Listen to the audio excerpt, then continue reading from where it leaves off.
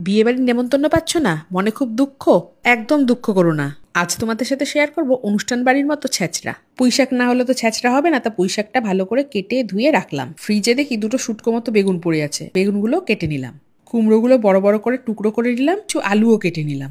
এই ছ্যাঁচড়া কাতলা মাছের মাথা দিয়ে হয়, আজকে কিন্তু আমি করবো ভেটকি মাছের মাথা দিয়ে।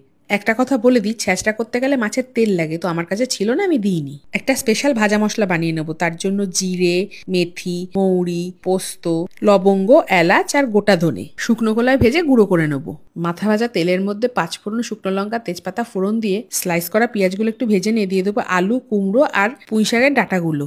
এবার একে একে দিয়ে দেবো আদা রসুন বাটা, হলুদ গুঁড়ো, লঙ্কার গুঁড়ো, নুন, মিষ্টি।